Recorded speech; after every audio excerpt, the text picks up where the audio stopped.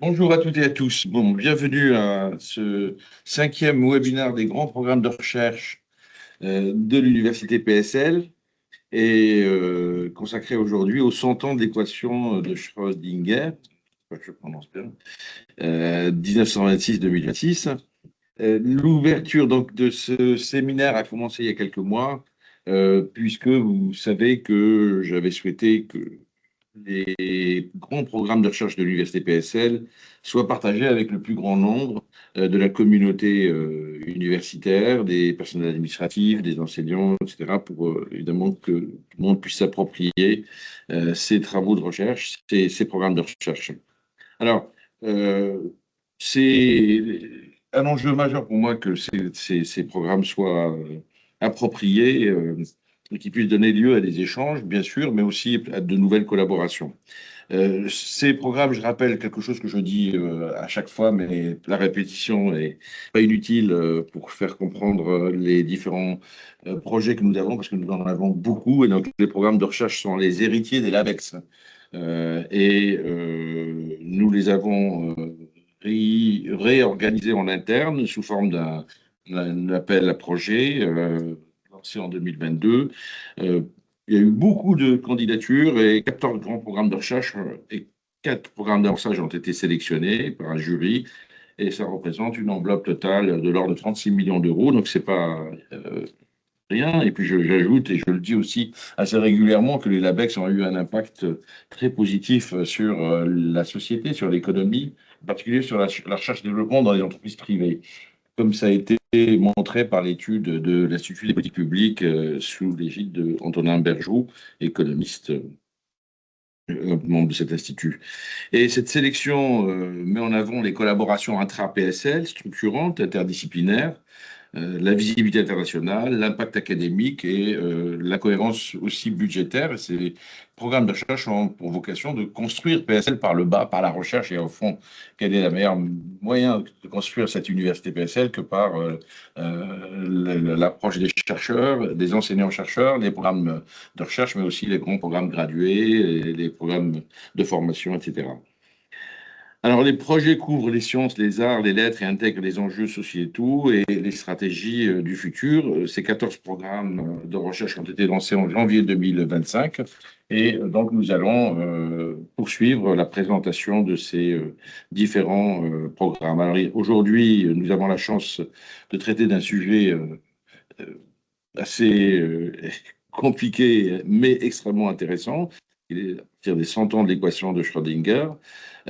Pour l'expliquer et questionner, on a mobilisé 2 grands programmes de recherche de PSL, Quantum Matter, via la présence de Frédéric Chevy, professeur à l'École normale supérieure PSL, Les Pins et co-porteur du grand programme Quantum Matter, et ensuite Smart Waves, qui a déjà été, je crois, présenté une fois à travers une autre approche, si je me souviens bien, via la présence donc, de Marcel Filoche, directeur de recherche CNRS à l'ESPCI Paris PSL et Institut Langevin, chercheur au sein du grand programme Smart Waves. Et l'échange sera animé par Cheryl Feuillet, Palma, professeur à l'ESPCI Paris PSL et LPEM. Un grand merci à tous les 3 de votre présence. C'est vraiment, je sais que vous avez donné de votre temps et ce ne sera pas inutile pour la communauté PSL. Et je passe maintenant la parole à ma camarade Anne-Christophe, vice-présidente recherche et innovation de l'Université PSL pour présenter plus précisément le sujet. Merci. Merci beaucoup, Mou. Bonjour à toutes et à tous. Et donc, bienvenue dans cette édition du webinaire des grands programmes de l'Université PSL. Donc, aujourd'hui, notre sujet, c'est les 100 ans de l'équation de Schrödinger, comme l'a déjà dit Mou. Donc, c'est une avancée majeure qui a profondément transformé notre compréhension de la matière et des phénomènes quantiques et qui a ensuite ouvert la voie à toute la physique quantique moderne. Donc, ça va des semi-conducteurs aux lasers, des matériaux quantiques aux technologies de demain. Et donc, cet anniversaire, ces 100 ans, c'est l'occasion pour nous de mettre en valeur 2 de nos grands programmes. Quantum Matter, un programme qui est dédié au système quantique et à la physique de la matière, donc qui explore les matériaux, les atomes froids, la supraconductivité. Et puis Smart Waves, qu'on a déjà effectivement vu une autre fois, donc qui s'intéresse au comportement des ondes, qu'elles soient acoustiques, électromagnétiques ou les ondes de la matière, et à leurs applications en imagerie, en télécommunication, en matériaux complexes. Et donc, à travers la physique des ondes, dans SmartWaves, les chercheuses et chercheurs explorent des questions qui rejoignent directement les problématiques de la mécanique quantique, et notamment la dualité onde-particule. Du coup, je vais vous remercier toutes et tous d'être là aujourd'hui et passer directement la parole à Cheryl Feuillet-Palma, on l'a déjà dit, professeure à l'ESPCI Paris. Merci Cheryl. Merci. Donc, c'est une joie de pouvoir présenter les 100 ans, de célébrer les 100 ans de l'équation de Schrödinger. Cette année, c'est l'année des 100 ans, c'est l'année de la mécanique quantique, en quelque sorte. Donc, peut-être on peut faire un retour un peu historique sur ce qui nous a amené à cette équation de Schrödinger. Et pour ça, il faut faire quelques pas en arrière et se rappeler à l'époque d'une question qui animait, qui était largement débattue, une question simple, presque naïve, qui était la lumière est-elle une onde ou une particule? Donc certains pensaient qu'elle était faite de particules, de petites billes, balles, qui suivaient des trajectoires simples, qui rebondissaient, des trajectoires rectilignes. D'autres l'imaginaient comme une onde. Donc une onde, imaginez les rides que vous avez à la surface de l'eau quand vous jetez une pierre. Vous pouvez avoir certaines rides. Était-ce l'un ou l'autre? C'était un débat, et ce n'est qu'à la fin du 19e siècle, enfin le début du 19e siècle, pardon, que le débat sembla se clore avec une expérience, l'expérience des fentes Young. Donc il s'agissait d'une lumière passant entre deux fentes qui produisait à la sortie des effets lumineux. Donc peut-être je peux faire ici. Hop, voilà. Donc, le cas, ce que pensaient les gens, c'était éventuellement que c'était des particules. Donc, ici, on voit des particules des balles. Si vous jetez des balles sur un mur avec des fentes, vous attendez à ce que les balles passent ou rebondissent. Ou l'autre possibilité, c'était d'avoir, au contraire, une source lumineuse. Voilà. Si vous avez une source lumineuse qui éclaire deux fentes, et à la sortie de ces deux fentes, vous pouvez voir sur un écran un ensemble de raies lumineuses et sombres. Et c'est ce qui a été observé donc, au début du 19e siècle. Et cela correspondait parfaitement à un comportement ondulatoire. Cette interprétation resta pendant presque un siècle. Tout paraissait donc réglé à l'époque. Le mouvement des planètes était compris, la chute des corps, on comprenait la trajectoire d'un projectile, et puis la nature de la lumière. Pourtant, il y a quelques problèmes mineurs qui persistaient. Parmi eux, le mouvement de Mercure, que les lois ne décrivaient plus très correctement. Les spectres lumineux des atomes, donc un gaz d'une espèce d'atome avait des signatures colorées particulières qui suivaient des règles mystérieuses. Et puis, la stabilité même des atomes. Si on avait une image analogue à celle des planètes, ils auraient dû s'effondrer sur eux-mêmes. L'organisation aussi du tableau périodique par Mendeleïev, une certaine organisation restait un peu étonnante, on ne savait pas très bien pourquoi. Et puis un problème plus concret à l'époque, comprendre, donc c'était un problème qui animait à la fois les scientifiques et les ingénieurs, comprendre le comportement d'un corps chauffé. Comment, par exemple, un simple filament chauffé émettait la lumière. On parlait alors, c'est un problème qui portait la dénomination du rayonnement du corps noir. Les théories prédisaient que l'énergie émise par un corps chauffé devait augmenter sans limite, à mesure que la lumière devenait de plus en plus bleue, c'est-à-dire dans l'ultraviolet. C'est cette absurdité qu'on a, en fait, la catastrophe ultraviolette. Une façon simple de l'imaginer, c'est de se dire les échanges d'énergie, l'énergie devait finalement se faire, c'était comme une rampe lisse, et à mesure qu'on allait vers des couleurs bleues, cette rampe devenait de plus en plus étroite, raide, et devait aller jusqu'à l'infini. Donc, c'était problématique. Et c'est en 1900 que Planck, un physicien allemand, proposa une idée qu'il considéra lui-même un peu farfelue pour résoudre cette catastrophe, se dire que finalement, ça ne devait pas être une rampe. Certainement, ça devait être des marches d'escalier, et les échanges devaient se faire sous forme de paquets d'énergie. Donc, ces petites marches, c'est ce qu'on appelait les quantas. Alors, c'était une hypothèse totalement inédite qui est inattendue, mais qui permettait de coller parfaitement la théorie aux observations. Sans vraiment le savoir, en fait, Planck venait de fissurer la physique classique. sur ses premières observations, sur le premier modèle, Albert Einstein, qui alors était employé au bureau des brevets en Suisse, étudiait un phénomène tout à fait étonnant, une des rares expériences qui n'était alors pas expliquée, l'effet photoélectrique. Pourquoi? La question était simple. Pourquoi une lumière bleue arrache-t-elle des électrons à un métal, alors qu'une lumière rouge échoue, même si on la rend de plus en plus intense? C'était étonnant. Et suivant l'idée de Planck, le coup de génie d'Einstein est de supposer que la lumière elle-même est constituée de particules. Et ce qu'on appelle d'ailleurs, ce qu'on appelle toujours les photons, et chacun portant une énergie déterminée. Il reprend ainsi l'idée de Quanta et tire une conclusion renversante. La lumière n'est pas simplement une onde, comme on avait l'idée, mais aussi un ensemble de particules qui portent chacun une certaine énergie, une énergie quantifiée. Et c'est cette idée d'ailleurs pour laquelle il a eu le prix Nobel plus tard, et non pour l'autre théorie qui est non moins fameuse, la théorie de la relativité restreinte puis générale. Donc voilà, la lumière qui avait pris le visage d'une onde finalement reprend le visage de particules. Ce va-et-vient conceptuel est loin d'être terminé. À la même époque, les spectres lumineux des éléments continuaient d'intriguer les physiciens. Chaque élément possédait, comme je vous disais, sa propre signature, donc des raies colorées bien déterminées. Et il a fallu l'action de Niels Bohr. Alors, j'ai ajouté ces images. Donc, on voit Niels Bohr ne figure pas ici, mais il fait partie des grands acteurs, puisqu'il réfléchissait aussi à son idée, c'était de comprendre l'atome. Donc, il proposa une idée mêlant ses influences quantiques et classiques. Les électrons n'occupent que certains niveaux d'énergie précis, aucune orbite intermédiaire, donc on imagine un noyau, puis des électrons qui tournent autour, un peu comme les planètes, mais seulement certains niveaux sont autorisés.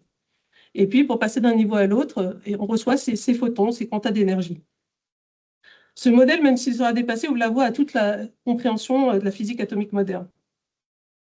Et puis, à la suite de cette idée, un peu ce va-et-vient entre ondes et particules, Louis de Broglie vient généraliser cette idée.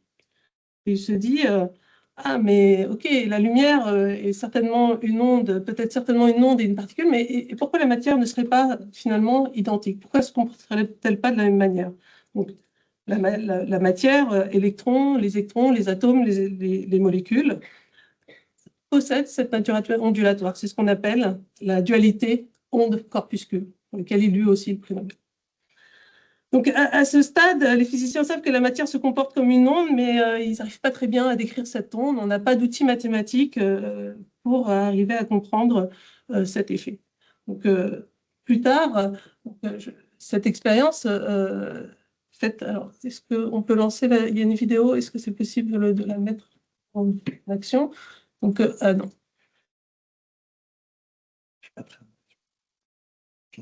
Ah. Bon, alors on n'aura pas la vidéo. On peut aller voir la vidéo de l'expérience d'Hitachi. Effectivement, c'est pas grave.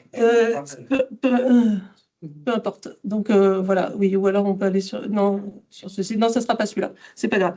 L'histoire, je la raconte. Donc plus tard, avec un film d'Hitachi, justement, on est capable de lancer des électrons de part et d'autre de fentes, donc faire passer des électrons par les fentes. Chaque électron produit, comme c'est vu finalement sur le schéma en dessous, un point, un impact. Et à la fin, lorsqu'on attend suffisamment longtemps et que beaucoup d'électrons sont passés, on s'aperçoit qu'ils reproduisent ces franges qui sont propres à la nature ondulatoire. Et ça, c'est pour la première fois, on a pu voir que cette expérience illustre la nature ondulatoire des électrons et de la lumière. Donc, c'est à cette époque, avec ce foisonnement intellectuel que Erwin Schrödinger propose, en fait, donc on dit que c'est les 100 ans de l'équation. En réalité, il a publié les travaux en 1926, donc c'est presque les 100 ans de l'équation de Schrödinger. À Noël, il s'enferme dans une cabane et puis propose pour la première fois l'écriture de l'équation qui régit l'onde associée à la particule. Et donc, avec ce calcul, cette expression incroyable qui va changer finalement la science, notre vision, et qui va faire cette première révolution. On va pouvoir, pour la première fois, calculer les niveaux d'énergie des atomes, la forme des orbitales atomiques. Il y a une notion de probabilité qui est très étonnante, un peu à contre-courant de ce qui était établi jusqu'alors, et puis comprendre tous les phénomènes d'interférence quantique. La mécanique quantique moderne est née, et avec ça, beaucoup de débats pour comprendre ce qui se passe vraiment. Alors bien sûr, il y a eu d'autres physiciens dont je n'ai pas trop parlé, mais Heisenberg, plein d'autres, Bohr. Et donc, il a introduit ce fameux principe d'incertitude, Heisenberg, et il y avait des discussions animant le quotidien de ces physiciens. Et une des questions dont on entend tous parler, c'est le fameux chat de Schrödinger. Schrödinger avait un chat, certainement.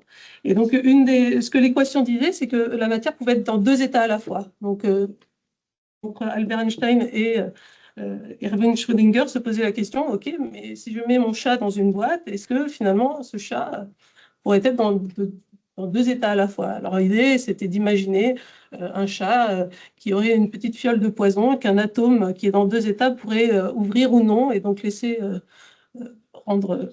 donner la mort ou non à ce chat. Et donc ça, c'était une des questions que se posaient dans ce contexte les physiciens. Avec le recul, bien sûr, on comprend ce paradoxe. L'animal ne peut pas se retrouver dans deux états opposés comme dans un système quantique, parce que c'est finalement un objet beaucoup plus gros. Par contre, au niveau microscopique, ça existe, et aujourd'hui, c'est au cœur de nombreuses expériences dans les laboratoires. On sait créer ces états et on sait les maintenir pendant un certain temps. En quelques décennies, finalement, les technologies quantiques, les concepts quantiques ont engendré des technologies quantiques, et c'est au cœur de nos vies. Donc, des exemples, les transistors aujourd'hui. Donc, on sait que l'ordinateur est fait de ces composants qui n'ont fait que croître en petite taille, donc être miniaturisé et atteindre aujourd'hui des dimensions dans lesquelles on ne peut pas oublier que la matière est à la fois une onde et une particule. Et il faut tenir compte de ces effets quantiques. C'est aussi les lasers. Toutes les technologies des lasers aujourd'hui tient compte de ces effets. L'imagerie médicale, si on peut faire des IRM, ou juste la définition de notre seconde avec les horloges atomiques, c'est aussi avec la mécanique quantique. La supraconductivité, qui sont aujourd'hui des effets au cœur des ordinateurs quantiques, notamment à base de supraconducteurs. Toute la physique des semi-conducteurs. Et puis, OK, on peut parler des capteurs ultrasensibles à base de technologie quantique ou encore de la cryptographie quantique. Donc, nous vivons désormais au quotidien dans un monde qui est façonné par la mécanique quantique. Et avec la relativité générale d'Einstein, finalement, ça constitue les deux grands piliers de la physique moderne, avec chacune permettant d'excéder dans leur domaine. Et ça reste des questions aujourd'hui au cœur de la seconde révolution. On parlera certainement. Donc, en un siècle, nous sommes passés de l'ampoule à filament aux technologies quantiques, et d'un débat sur la nature à une redéfinition complète de la réalité à l'échelle microscopique, et de cette audacieuse intuition de Planck et de Schrödinger, sont nées de nombreuses technologies. Alors, de ça, peut-être deux grands programmes de recherche aujourd'hui sont présentés. Donc, je vais peut-être laisser la parole à Marcel, peut-être pour présenter dans un premier temps le programme de recherche de PSL. Donc, merci Cheryl. Donc, je vais présenter ça rapidement parce qu'il a déjà été présenté. Donc, le programme SmartWays, c'est un des grands programmes de PSL. C'est donc un consortium qui unit 5 institutions. Donc, il y a le SPCI, l'ENS, les mines, Chimie Paris et l'Université Dauphine. Et ça, c'est aussi extrêmement interdisciplinaire. Et donc, ça va s'intéresser au comportement des ondes. Et interdisciplinaire, c'est-à-dire on va aller des mathématiques à la physique jusqu'à l'ingénierie, la chimie, les sciences de la Terre. Donc, il y a plus de 64 chercheurs impliqués dans ce consortium. Et les axes qu'est-ce qu'on essaye de comprendre? On essaye de comprendre comment les ondes se propagent se rétropropagent, comment on peut utiliser des propriétés fondamentales des ondes. Alors, pour quelqu'un qui n'aurait jamais vu une équation d'onde, alors peut-être qu'il y en a dans le public, une onde, mathématiquement, c'est l'équation d'onde, c'est un peu le pendant d'un jeu de passe à ton voisin spatio-temporel. C'est-à-dire c'est quelque chose qui est à un endroit, à un moment, eh bien, va se retrouver à l'endroit voisin à l'instant plus tard. Et en gros, les équations de mathématiques qui représentent ça racontent ce jeu-là. Et ce jeu-là, suivant le milieu dans lequel on le met en œuvre, eh ben, il permet de manipuler, l'information, il permet de faire de l'imagerie, de comprendre comment on traverse des milieux hétérogènes et comment on arrive à voir à travers des milieux, comment on arrive à voir à travers du verre dépoli comme si le verre n'était pas dépoli, à faire de l'imagerie, à faire de la manipulation de front d'onde et jusqu'à maintenant et jusqu'à la mécanique quantique. Donc voilà, et aussi, par exemple, dans les sciences de la Terre, regarder comment les ondes se propagent, les ondes sismiques se propagent à travers la Terre, et comment on peut regarder le sous-sol à des distances absolument faramineuses et comprendre ce qui se passe. Donc les ondes nous entourent, sont partout autour de nous. Les ondes dont on va parler aujourd'hui sont les ondes quantiques, et donc c'est naturellement un des objets d'étude du projet SmartWaves. Frédéric, est-ce que tu peux nous parler du programme de recherche Quantum Matter? Donc moi, je représente Quantum Matter, c'est le suivant, voilà. Donc c'est un programme qui est centré autour de la matière quantique. Donc il est porté par plusieurs établissements, donc l'ENS, le SPCI, Chimie Paris, le Collège de France et puis l'Observatoire de Paris, je crois que je l'ai pas mentionné. Donc on est 3 à le porter, il y a Nicolas Berjal à l'ESPCI, moi-même et puis Philippe Gollner à Chimie Paris. Alors l'idée c'est vraiment de s'intéresser à la matière quantique, alors sous 2 aspects. D'une part, on a déjà parlé de ces technologies quantiques, des technologies qui sont très très modernes et qui effectivement ne peuvent fonctionner que parce que il y a certaines propriétés quantiques spécifiques de la matière. Donc on a parlé par exemple d'ordinateurs quantiques à base de supraconducteurs. Donc la supraconductivité, c'est un phénomène qui apparaît à basse température où les matériaux perdent leur résistance électrique. Le courant s'écoule sans perte, sans chauffage. Mais aussi, on l'a aussi dit, il y a beaucoup d'objets, de composants qui nous entourent qui fonctionnent grâce à des propriétés qui sont fondamentalement quantiques de la matière. Donc là, j'ai présenté une chose qui est assez triviale et routinier, c'est un aimant. On a des aimants sur tous nos frigos, je pense. Et ce qui est assez remarquable, en fait, c'est que pour comprendre comment fonctionne un aimant, en fait, on a besoin de la mécanique quantique. C'est-à-dire que c'est impossible d'expliquer le comportement d'un aimant à partir d'outils classiques, de concepts classiques. Il faut vraiment, si on veut comprendre ce qui se passe à l'échelle microscopique, la mécanique quantique pour comprendre comment fonctionne un aimant. Et ça a des répercussions économiques importantes, parce que vous avez sans doute entendu parler de ces questions de monopole des terres rares par la Chine, de l'importance des terres rares pour les aimants de terres rares dans les drones, les voitures, etc. Et donc tout ça à la base, il faut bien voir que ça a pour l'origine un phénomène quantique qui est le magnétisme à l'échelle microscopique. Donc voilà, donc on marche sur ces 2 aspects, à la fois des aspects très fondamentaux et puis des aspects très appliqués, parce que les propriétés des matériaux, c'est ce qui va conditionner un grand nombre de technologies qui irriguent notre milieu économique. Alors, les métiers de QMAT, où ça donc on va travailler effectivement sur cette espèce de triptyque. Donc il y a à la gauche les matériaux réels. Donc, on veut réaliser un certain nombre de fonctions. Est-ce qu'on a des supraconducteurs? Est-ce qu'on a des aimants sur des matériaux réels? Et à l'aide de ces fonctions, réaliser des composants. Donc, par exemple, on a dit un drone, des voitures électriques.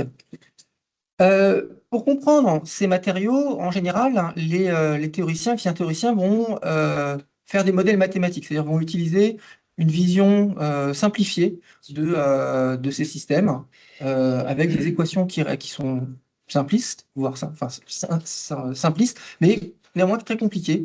C'est-à-dire que malgré la simplification qu'ils vont élaborer dans la description des systèmes, on va être confronté à des difficultés mathématiques colossales. Un exemple, je reprends l'exemple du magnétisme dans un aimant. Donc, on a un cristal. Les atomes sont organisés sur un cristal, sont une structure régulière, par exemple dans un cristal cubique. Chaque atome est un petit aimant, et ce petit aimant peut avoir son pôle nord qui pointe vers le haut ou son pôle nord qui pointe vers le bas. C'est un petit peu comme ça que fonctionne un cristal.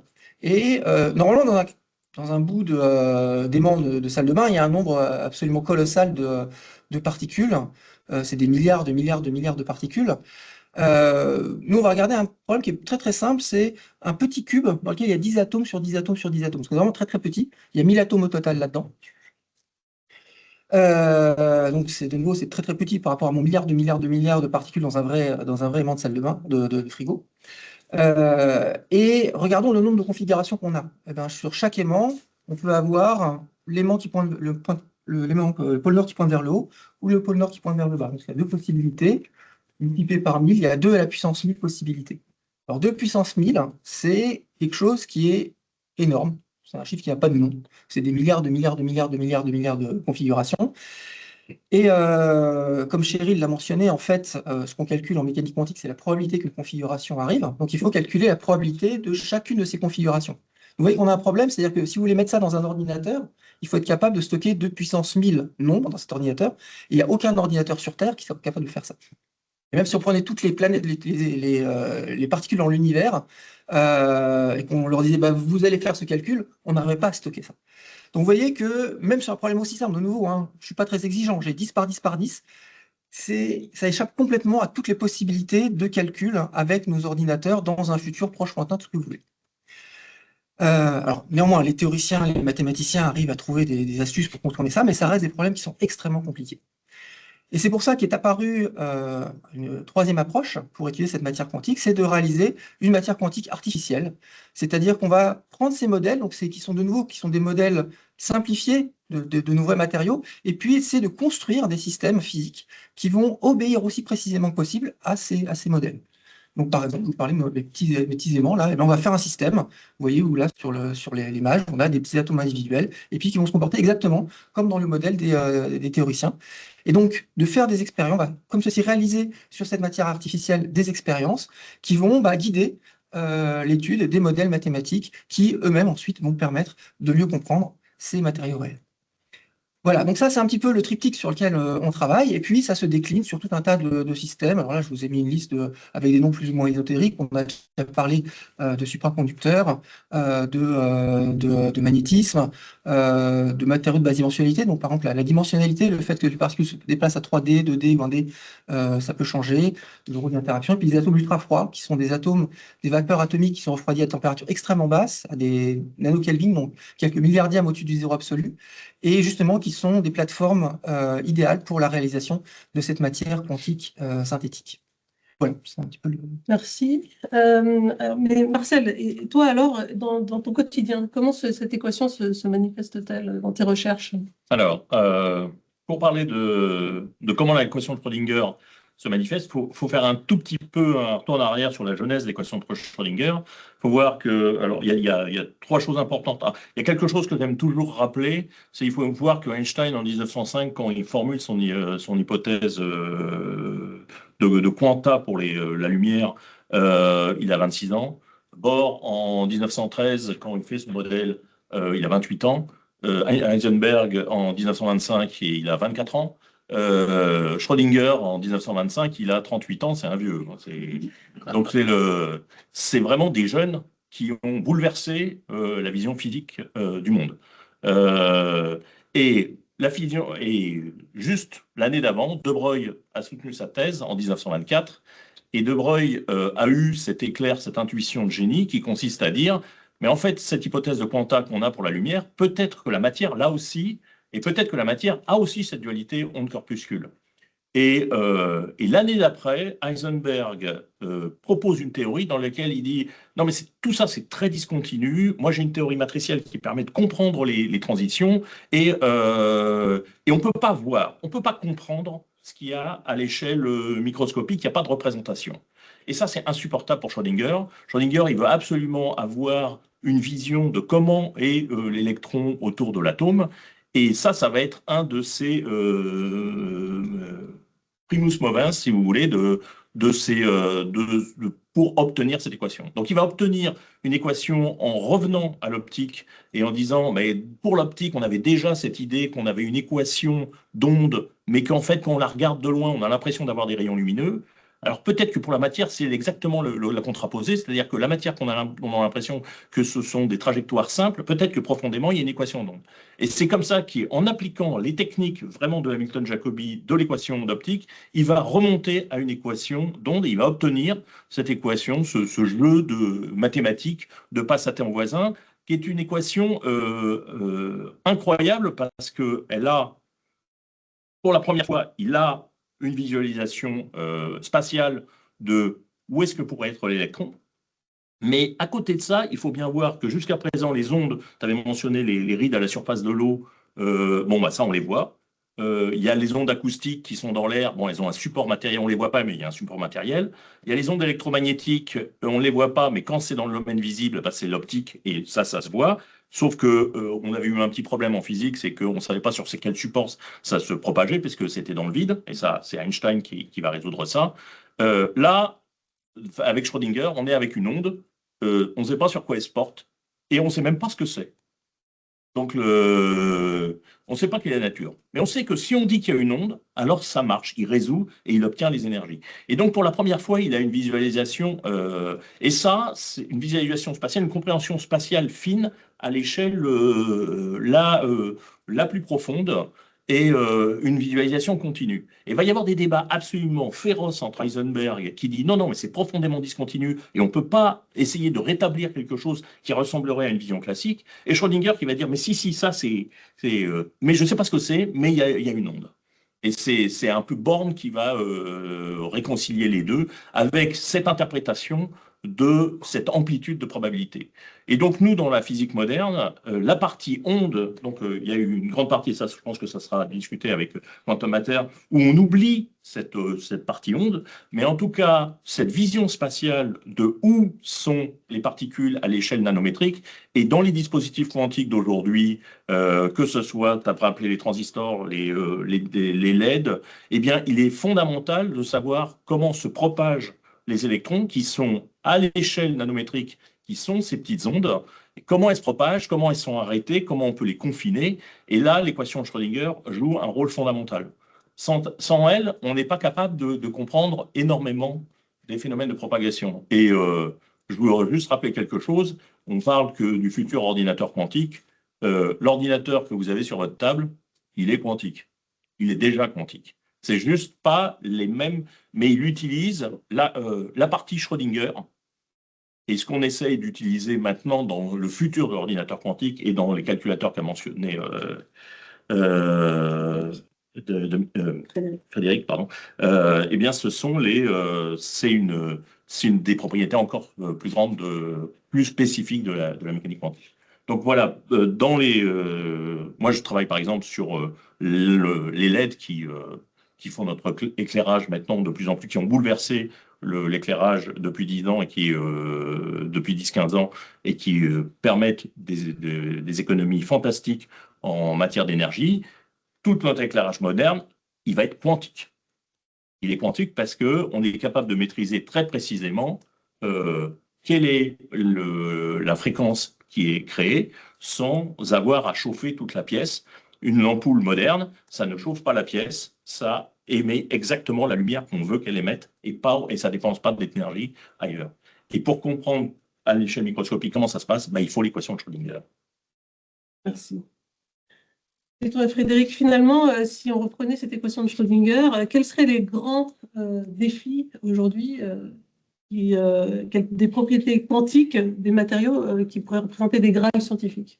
Alors, il y a, en fait, ce qui est au cœur des matériaux et qui rend en fait ces problèmes très compliqués, c'est les interactions entre les constituants élémentaires du matériau, quelles que soient les particules qu'on a là-dedans. Je reprends mon exemple du magnétisme parce qu'il est très éclairant. Donc, j'avais dit qu'un aimant, c'est essentiellement des petits atomes. Et petits atomes, ils ont des pôles nord qui peuvent pointer vers le bas ou vers le haut. Et si un matériau est un aimant, c'est que pour une raison à élucider, tout d'un coup, les atomes ils décident d'avoir tous leur pôle nord qui pointent dans la même direction. C'est pour ça que leurs magnétismes vont s'additionner et qu'on va avoir une aimantation macroscopique et qu'on va pouvoir avoir notre aimant qui va coller à la porte du frigo. Et évidemment, ils vont avoir envie de se mettre dans la même direction parce qu'ils interagissent entre eux. Et si je reprends donc l'exemple du magnétisme, cette interaction, c'est elle qui est mystérieuse et dont l'origine est quantique. Et donc, c'est vraiment comprendre l'effet des interactions. Et l'effet des interactions, en fait, aboutit à un phénomène qu'on appelle l'émergence. Cette émergence, c'est vraiment quelque chose qui est vraiment au cœur des recherches sur les propriétés des matériaux et beaucoup de phénomènes physiques, en fait. C'est le fait que quand on va avoir des systèmes qui sont en interaction, eh bien, il y a des propriétés nouvelles qui vont apparaître tout d'un coup, qu'on ne peut pas extrapoler comme ça simplement. Alors, je reprends l'exemple du magnétisme toujours. Si on est à très haute température, en fait, il y a une agitation thermique qui fait que les petits aimants sont dans toutes les directions et puis il n'y a pas d'aimantation. Et puis on va abaisser la température, on abaisse la température. Et si on extrapole à température nulle, bah, on n'a pas d'aimantation, on n'a pas d'aimantation, on n'a pas d'aimantation, on n'a pas d'aimantation. Jusqu'à température nulle, on ne s'attend pas à ce qu'il y ait d'aimantation parce qu'on n'avait jamais eu l'aimantation jusqu'à présent. Et tout d'un coup, il y a une température particulière qui s'appelle la température de Curie. Pour le faire, c'est à peu près vers 1000 degrés, quelque chose comme ça. Où tout d'un coup, le système va spontanément devenir aimanté. De nouveau, on ne s'y attendait pas parce que c'était pas aimanté, c'était pas aimanté, tac, tout d'un coup, c'est aimanté. Et donc, c'est ça ce qu'on appelle l'émergence. C'est l'apparition de propriétés nouvelles qu'on ne pouvait pas anticiper simplement si on extrapolait les propriétés du système lorsqu'on variait un paramètre type la température. Et donc, vraiment, comprendre l'émergence, ces nouvelles phases, ces nouvelles propriétés, eh bien, c'est vraiment au cœur de cette recherche en physique des matériaux. Alors, maintenant, si on veut isoler, c'est très large, cette notion d'émergence, c'est très large, ça sort largement du domaine des atomes froids, de la physique quantique, de la physique des matériaux. On peut en parler en économie aussi, de ce genre de choses. Mais si on voulait choisir un parmi tous les enjeux, il y en a un qui est peut-être assez emblématique, c'est l'origine de la supraconductivité à haute température critique. Alors là aussi, je dois revenir un petit peu en arrière. La supraconductivité, donc cette disparition de la résistance électrique lorsqu'on abaisse la température, a été découverte pour la première fois par Cameron Ligonès en 1911 à Leiden, aux Pays-Bas. Et donc, il a découvert sur le mercure que tout d'un coup, à quelques degrés au-dessus du zéro absolu, pouf, tout d'un coup, la résistance électrique disparaissait. Ensuite, on s'est aperçu que beaucoup de matériaux avaient cette même propriété. Mais il a fallu déjà pas mal de temps pour comprendre pourquoi les matériaux étaient supraconducteurs à basse température, puisque la réponse, le modèle théorique qui a permis d'expliquer ça a été découvert en 1957 par Bardeen, Cooper et Schrieffer, vous voyez, plus de 40 ans après. Alors déjà, il fallait inventer la mécanique quantique, c'est la première chose. Donc il a déjà fallu plus de 20 ans pour inventer la mécanique quantique, et ensuite, à partir de la mécanique quantique, comprendre comment est-ce qu'elle impliquait l'existence de la supraconductivité. Donc voilà, donc tout allait bien, on avait ce modèle-là, on avait tous les matériaux qui avaient des températures relativement basses, de température critique à partir de laquelle la matériau devenait supraconducteur était relativement basse, en gros 50 degrés au-dessus du zéro absolu. Donc pour rappel, le zéro absolu c'est moins 213 degrés Celsius, donc on est à moins 200 degrés Celsius à peu près. Et puis en 1987, il y a une percée complètement inattendue de physiciens, Bednorz et Muller, découvrent une nouvelle catégorie de matériaux en 1987. Donc, ils sont supraconducteurs à température beaucoup plus élevée qu'avant. Et ils ont découvert d'autres familles.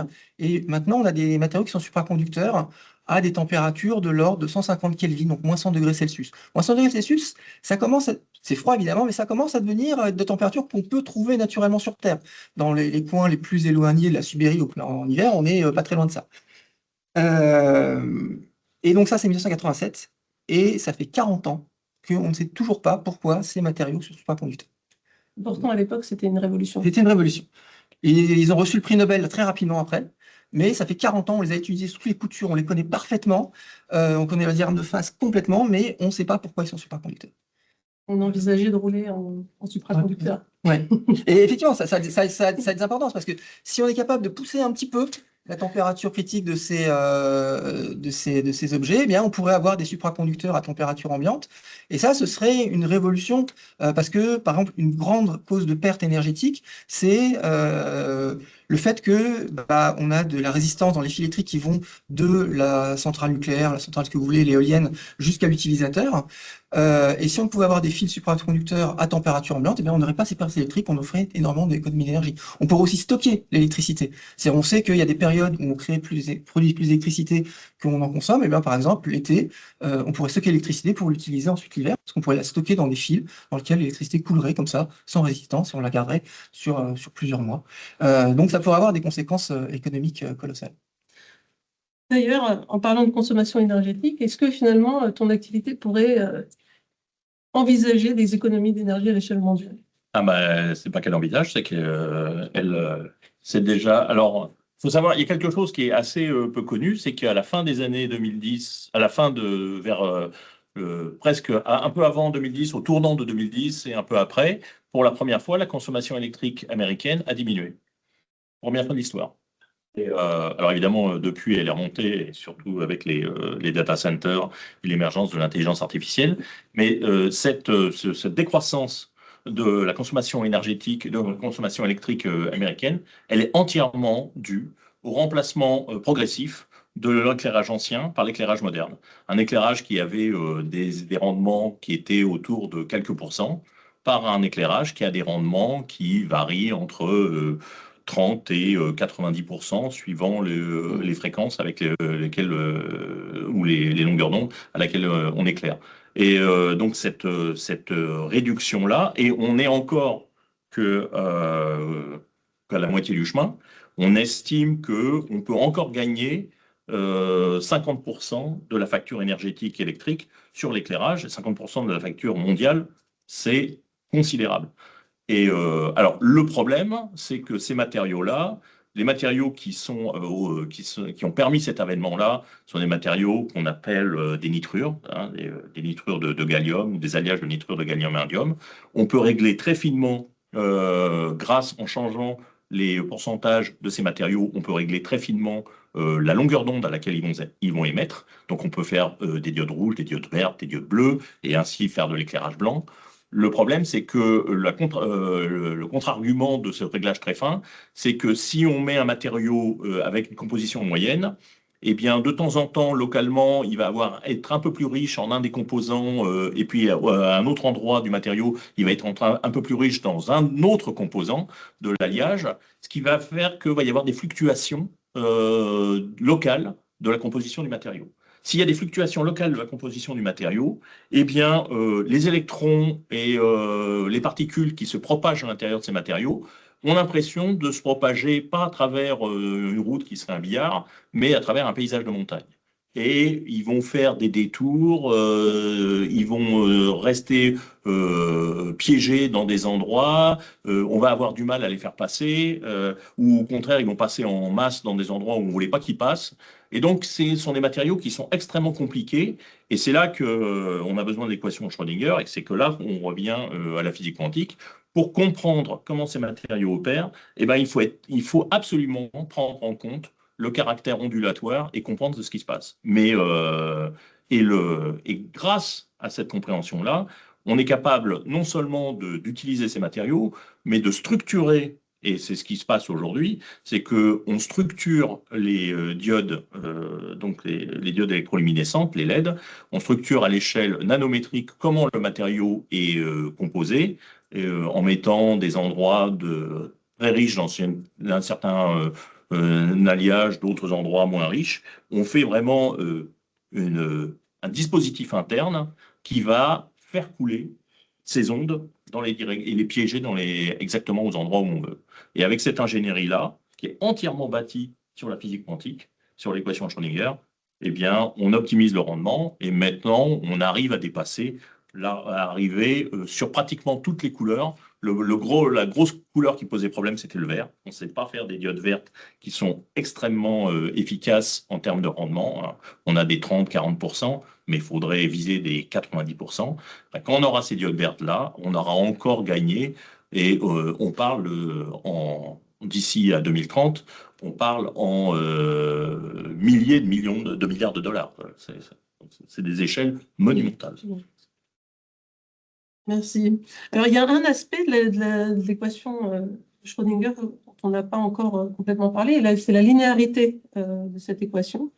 Frédéric, qu'est-ce que tu peux nous en dire? Est-ce que ça pose un problème pour décrire le monde macroscopique? Quel est ton avis sur la question? Alors, la linéarité, l'équation de Schrödinger, c'est une façon de dire qu'il y a ces interférences quand on fait passer les ondes dans deux trous. Et ça se traduit par le fait, donc, la façon dont on interprète cette expérience des fonds de Young avec la matière, c'est que les particules quantiques, on ne peut pas les localiser, on ne peut pas dire par quel trou elles sont passées, et elles sont à la fois dans le trou de gauche et dans le trou de droite. Et donc, c'est ça qu'on entend en fait lorsqu'on parle de linéarité, c'est on peut avoir dans le monde quantique des particules qui sont à deux endroits à la fois. Et ça pose un problème parce que nous, on sait très bien qu'on ne peut pas être à deux endroits à la fois. Moi, je suis ici et je ne suis pas à côté. Et une question qui est encore ouverte, hein, c'est la connexion entre le monde microscopique et puis pourquoi est-ce que ces bizarreries du monde microscopique ou ces propriétés du monde microscopique disparaissent lorsqu'on arrive dans un dans le monde macroscopique. Pourquoi est-ce qu'on ne voit pas toutes ces choses-là? Schrödinger, pourquoi le Schrödinger, pourquoi Schrödinger est soit mort, soit vivant, et il ne peut pas être les deux à la fois. Et donc ça, c'est une question ouverte. On peut en fait reformuler d'une autre façon, qui est que on a parlé de cette équation de Schrödinger, qui dit comment les vagues apparaissent, les particules se délocalisent, elles sont partout à la fois. Et puis tout d'un coup, on va faire une mesure, elles vont être ici. Parce qu'on a vu la particule ici, et je sais que moi, dans mon monde, je ne peux voir les particules qu'à un certain moment. Donc, il y a cette notion que quand on va faire une mesure, en fait, on va ramener les propriétés de l'électron ou de la particule quantique dans notre monde macroscopique et elle va perdre ses propriétés quantiques parce que j'ai vu l'électron ici, c'était qu'il était ici. C'est ce qu'on appelle le postulat de la mesure, qui est que la mesure va influencer le système et va donner des propriétés maintenant classiques, faire disparaître les propriétés quantiques du système pour qu'il se comporte de façon classique, parce que moi je l'ai vu de façon classique et moi je sais que les choses se comportent de façon classique. Et donc, en fait, la mécanique quantique, elle marche sur deux pieds. Il y a l'équation de Schrödinger, et puis il y a ce qu'on appelle le postulat de la mesure, qui décrit cette interaction entre nous et eux, entre le monde macroscopique et le monde microscopique. Et on ne sait pas comment réconcilier cette dualité. On ne sait pas comment réconcilier l'équation de Schrödinger avec ce postulat de la mesure. Il y a plein de scénarios qui ont été proposés, des dizaines de scénarios qui sont proposés. Donc, qui s'interroge sur les fondements de la mécanique quantique. Et il n'y a vraiment pas du tout de consensus. Il y a le premier consensus qu'on appelle l'hypothèse de l'interprétation de Copenhague, qui est de dire ça c'est des maths, on fait des maths et puis on ne se pose pas de questions. C'est résumé par shut up and calculate, tais-toi et calcule, et on ne se pose pas ces questions. Ça marche. La mécanique quantique, on en parlera peut-être, c'est la théorie physique qui est la mieux testée de toute l'histoire, à un degré qui est absolument incroyable. Et puis, les gens ont essayé d'inventer d'autres interprétations. Vous avez peut-être entendu parler de multivers, choses comme ça, choses ésotériques. Mais quand on interroge les spécialistes qui se posent ces questions sur les fondements de la mécanique quantique, il y a une conférence tous les ans, tous les 2 ans, je ne sais plus quoi, sur les fondements de la mécanique quantique, et ils font un petit sondage.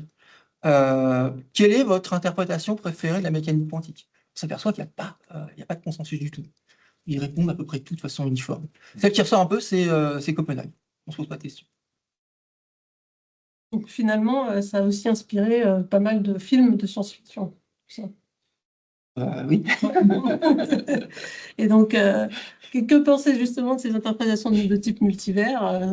On pense à ce film qui adore mon fils. Mais les Marvel, les Marvel sont très multivers. Oui, c'est vrai, les Marvel, un autre. Oui, voilà. Merci. Comme je disais, il n'y a pas de consensus, c'est-à-dire que ça fait partie d'un des scénarios possibles. C'est pourquoi pas. Pourquoi pas. Il y a pas de.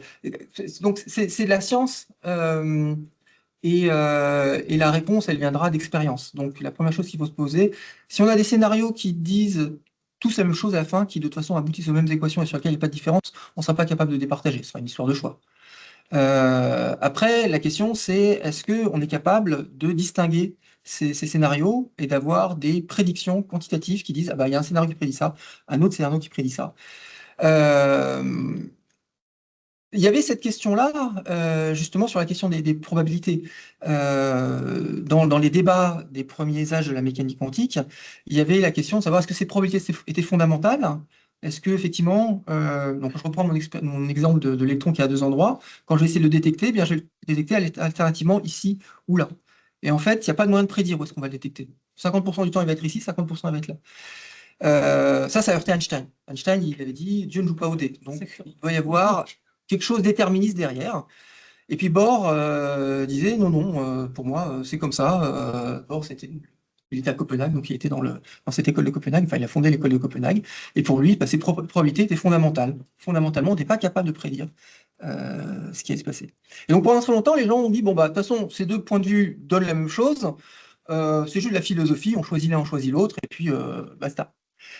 Et dans les années 60-70, John Bell, un physicien théoricien, en fait, a montré que ces deux points de vue en fait, aboutissaient à des conséquences différentes.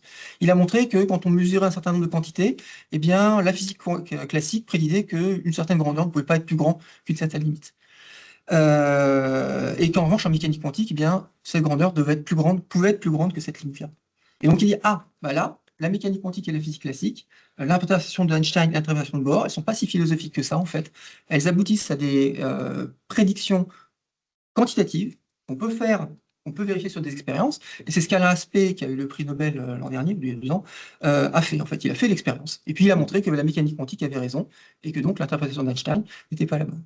Donc voilà, donc dans toutes ces discussions sur l'interprétation de la mécanique quantique, la question, en fait, c'est quelles sont les prédictions que ces différents modèles font, et est-ce qu'on est capable de les départager dans ces expériences. Donc il y a plein de gens qui essayent d'explorer dans toutes les directions pour voir si on peut... Vous pouvez nous donner un exemple d'expérience? Alors, des expériences, bah, justement, essayer de faire des franges d'interférence avec des particules de plus en plus grosses. Donc là, ils ont, alors, je ne sais plus où ils en sont, mais je sais qu'ils ont fait passer des fullérenes, donc des molécules avec 60 atomes de carbone, ils ont fait des fonds de Young. Ils essayent maintenant d'avoir des protéines, les faire passer, éventuellement un virus dans des fonds de Young, des choses comme ça. Donc explorer le passage entre le classique et le quantique.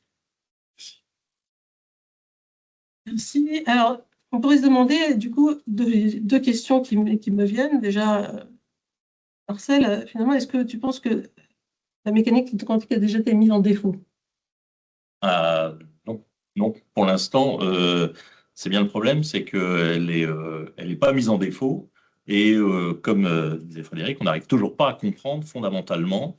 C'est Feynman qui disait je pense que personne ne comprend réellement la mécanique quantique. Et je pense que c'est toujours vrai. On ne sait toujours pas quel est fondamentalement l'image qu'on doit avoir de qu'est-ce qu'est l'univers à l'échelle quantique. Et cette linéarité dont on a parlé, c'est cette linéarité, quand elle est appliquée à des systèmes de plusieurs particules, qui est au cœur de ce qu'on essaye de construire aujourd'hui, des objets qu'on appelle les dispositifs quantiques modernes, l'informatique quantique, les ordinateurs quantiques. On utilise cette linéarité à plusieurs particules qui conduit à des choses qui seraient absolument aberrantes en physique classique. Et on essaye de faire fonctionner ces systèmes-là pour qu'ils fonctionnent tout seuls et qui évoluent suivant l'équation de Schrödinger. Donc, quelque chose qu'on n'a pas mentionné, c'est que l'équation de Schrödinger, quelque part au départ, Schrödinger l'a voulu comme étant quelque chose qui permettait de voir, entre guillemets, ce qui se passait spatialement, c'est-à-dire voir une onde et avoir une compréhension intuitive. Il y a eu des débats féroces entre Heisenberg et Schrödinger sur quelle était la nature profonde de la physique quantique. C'est un peu Born qui a réconcilié les deux en mettant quelque part cette interprétation en amplitude de probabilité ce jeu-là qui est, moi j'appelle ça, c'est un peu comme si la physique quantique jouait à 1, 2, 3 soleils. C'est-à-dire que quand on ne la regarde pas, elle évolue avec l'équation de Schrödinger. et dès qu'on essaie de la regarder, pof, elle fait comme si elle était une particule, le système. Et donc, cette évolution-là à plusieurs particules, eh bien, on joue un peu à 1, 2, 3 soleils, mais avec des systèmes à très grand nombre de particules. On les laisse évoluer. L'équation de Schrödinger, aujourd'hui, comme elle est comprise, c'est plus forcément uniquement une équation d'onde avec une onde spatiale qu'on identifierait bien. C'est quelque chose d'encore plus gros. Ça évolue dans des univers à plusieurs particules avec des degrés de liberté qui ne sont pas forcément des amplitudes qu'on pourrait visualiser de façon spatiale. Mais ce qui est remarquable, c'est que le formalisme de l'équation de Schrödinger continue de s'appliquer bien au-delà de ce que Schrödinger lui-même avait imaginé. Il avait imaginé quelque chose qui avait une représentation, une intégration dans l'espace, et ça s'applique maintenant à des objets à très grand nombre de particules avec des degrés de liberté qui ne sont absolument pas représentables comme quelque chose comme une amplitude spatiale. Et pourtant, ça continue de fonctionner. Donc, elle est bien plus puissante que ce que lui-même avait imaginé. Oui, et d'ailleurs, on a un prix Nobel cette année qui met au cœur c'est les effets quantiques. Peut-être tu veux rebondir là-dessus ou encore autre chose? Ouais, non, je voulais rebondir sur le fait qu'elle n'était pas mise en défaut. Faut bien voir il y a plein de gens qui essaient d'inventer des théories alternatives à la mécanique quantique, mais je veux juste bien montrer le degré de précision auquel on arrive, qui est que, donc je vous ai dit que les atomes se comportent comme des petits aimants. En fait, les électrons eux-mêmes se comportent comme des petits aimants. Pourquoi c'est des petits aimants? Parce qu'il faut imaginer qu'un électron, c'est une petite boule qui tourne sur elle-même. Donc, c'est une boule chargée qui tourne sur elle-même, et donc c'est comme une espèce de spire de courant, où il y a du courant électrique qui tourne comme ça, et puis quand on aspire du courant, ça crée un champ magnétique. Donc un petit électron, ça crée un champ magnétique, et je vous dis, c'est comme un aimant, avec un pôle nord et un pôle sud. Et la mécanique quantique sait prédire quelle est la valeur du champ magnétique qui va être créé. Et elle sait le prédire avec une précision qui est colossale, 15 chiffres significatifs. Et on est capable de faire la mesure, c'est-à-dire qu'on peut prendre un électron,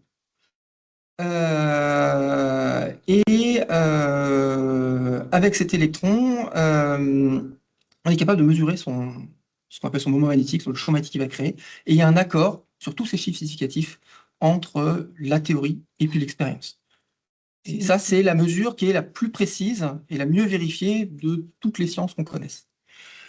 Donc ça veut dire que quand quelqu'un arrive en disant Einstein a tort ou Schrödinger a tort, moi j'ai une théorie qui est vachement mieux, commencez par lui demander c'est quoi ta prédiction pour ce qu'on appelle le facteur G-2, c'est son petit nom à ce champ magnétique, de l'électron.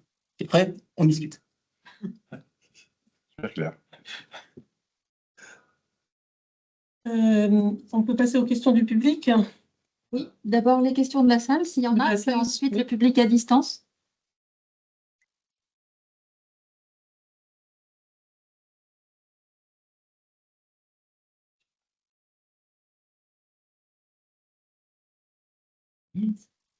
Est-ce que le temps que les questions se lancent et arrivent, vous avez vous-même des questions, je ne sais pas, d'autres questions? Je suis heureux de savoir qu'il n'y a pas qu'en économie, qu'il n'y a pas de consensus. Mais c'est moins grave que le film. Ça met ça quand même. Alors, du coup, une autre question qu'on peut se poser, donc, cette année, c'est l'année du prix Nobel, mais à l'honneur de la mécanique quantique, avec un effet de passage par effet tunnel des électrons. Marcel ou Frédéric, si vous voulez nous en dire un peu plus sur cet effet qui est aujourd'hui au cœur des révolutions quantiques.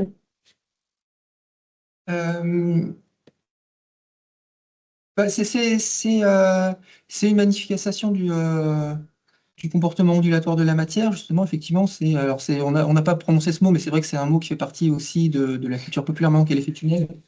C'est le fait qu'une conséquence que les particules peuvent être à plusieurs endroits à la fois, eh bien, elles peuvent aussi traverser des murs qui sont classiquement infranchissables. Donc, évidemment, si j'essaie de traverser la porte sans qu'elle soit ouverte, je vais me faire mal. Un électron, lui, il peut.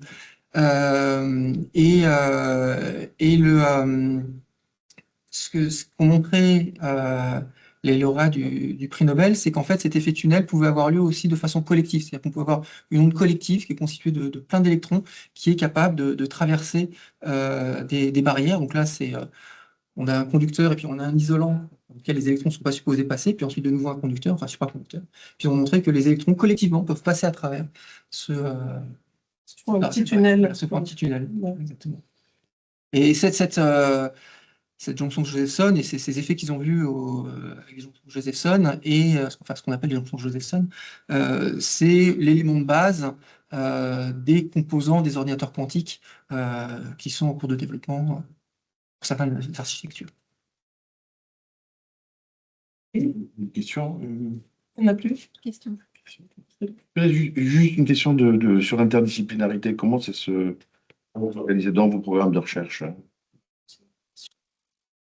Alors, de mon côté, par exemple, l'interdisciplinarité, elle existe beaucoup avec les mathématiques.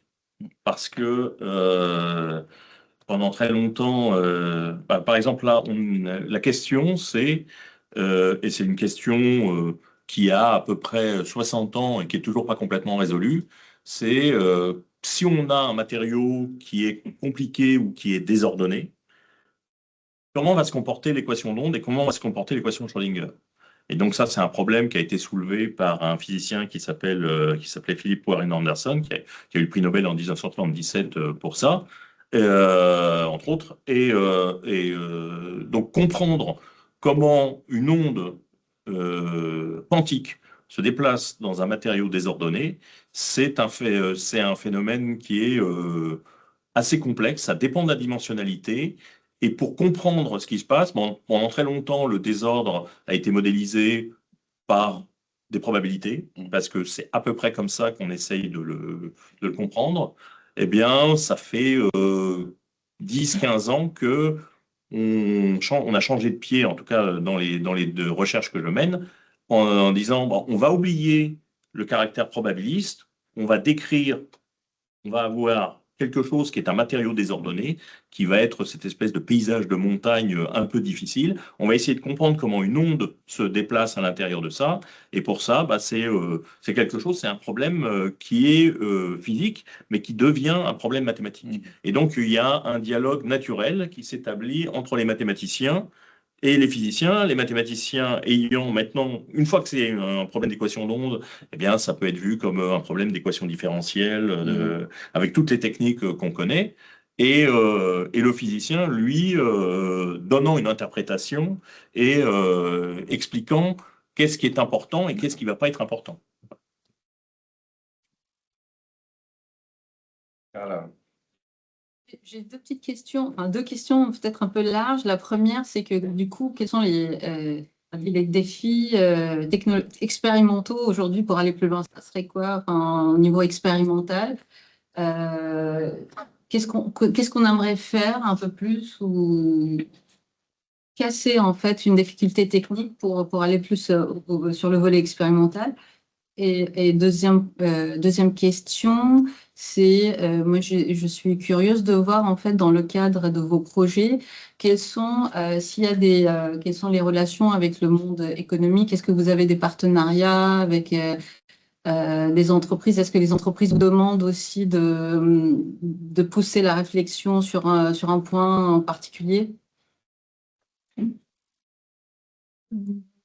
Moi, je peux répondre. Alors, d'abord, il faut bien voir que dans les deux, c'est quand même des domaines qui sont très très larges. Donc, les défis expérimentaux ne vont pas être les mêmes suivant quelle partie on va regarder.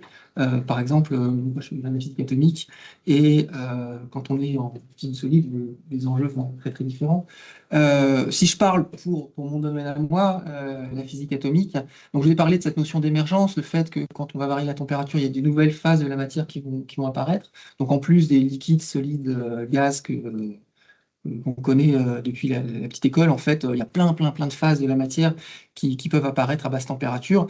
Et un des enjeux, c'est d'essayer d'abaisser la température suffisamment pour être capable de les voir. Donc ça, c'est des enjeux. Est-ce qu'on peut aller suffisamment froid pour voir ces nouvelles phases? Pour ce qui est des enjeux économiques, oui, il y en a, notamment dans le domaine du quantique, où il y a tout un écosystème de start-up quantique qui est apparu ces dernières années, qui n'existait pas avant, qui émerge en général des laboratoires et qui ont des croissances pour certaines qui sont exponentielles. Et plusieurs sont issus des laboratoires d'ailleurs de PSF. C'est bon. Je peux Oui. complémenter dans le domaine qui m'intéresse moi, c'est le domaine dans le domaine où il y a le plus d'applications, c'est le domaine des semi-conducteurs, donc les LED. Les défis expérimentaux, il faut bien comprendre quelque chose, c'est que cette onde dont on n'arrête pas de parler, l'onde de l'équation de Schrödinger, ben, on ne la voit pas. C'est-à-dire qu'on voit ces manifestations ultimes, mais ce n'est pas du tout comme une onde à la surface de l'eau ou même une onde lumineuse. C'est que dès qu'on va commencer à la toucher, elle va changer de comportement. Et donc, expérimentalement, c'est extrêmement difficile. On voit que ces manifestations. Donc, il faut trouver des ruses pour pouvoir aller comprendre où vont aller les électrons. Et pour ce qui est des applications industrielles, eh ben, là, dans le domaine des LED, elles sont majeures. Sauf que j'ai des collaborations, mais ces collaborations, évidemment, les grands fabricants de semi-conducteurs, on ne les trouve pas en France, on va les trouver plutôt en Asie du Sud-Est. Ouais. Et mon principal collaborateur dans lequel on a développé, au sein duquel on a développé les outils, avec lequel on a développé les outils qui permettent de comprendre ces structures-là, c'est un professeur qui est à l'Université nationale de Taïwan. Et donc, il a développé tout un ensemble de logiciels. Et ces logiciels sont utilisés par les grands acteurs de l'industrie des semi-conducteurs, et notamment les acteurs taïwanais, parce que c'est là-bas que ce sont les industries.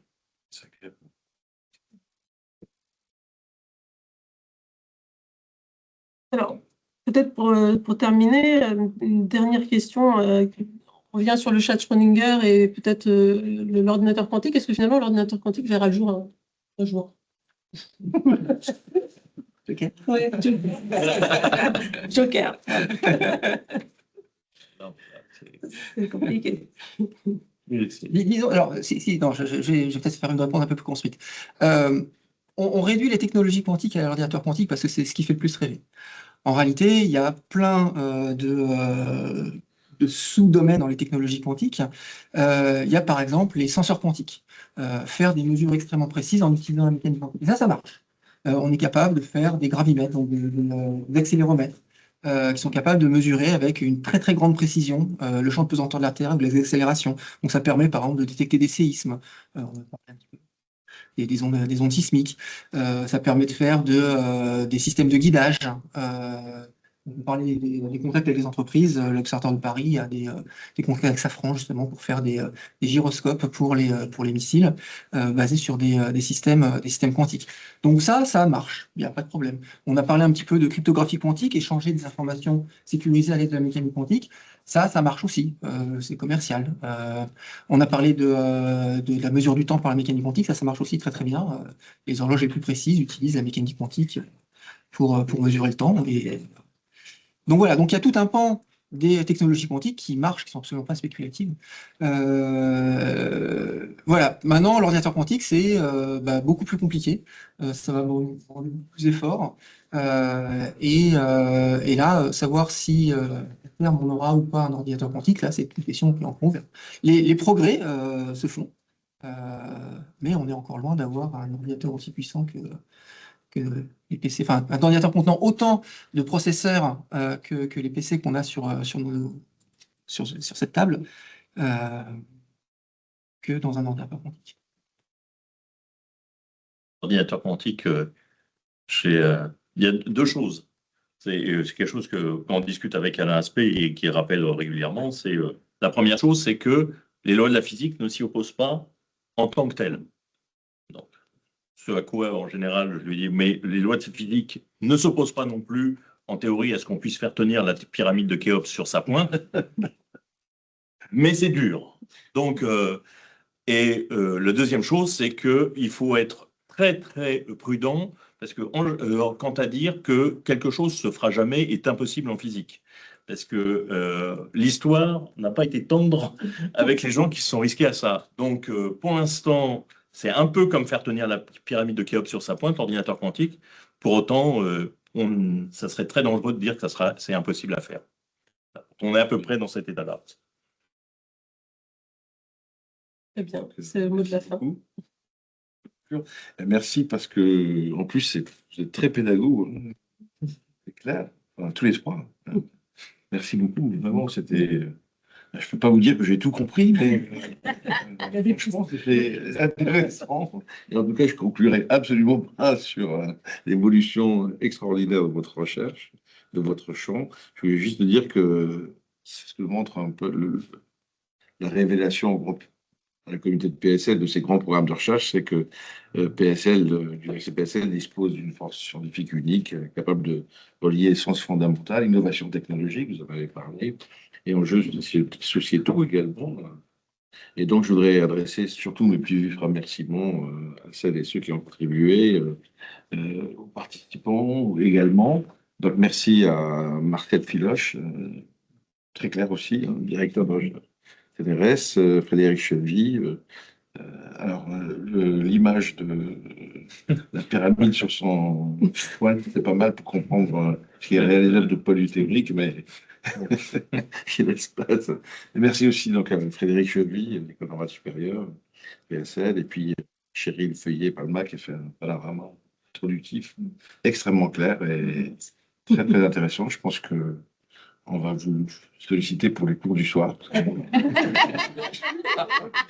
On cherche des scientifiques pédagogues pour alimenter ces cours du soir qui marchent super bien. Hein. Vraiment, on est super content de ça. Voilà.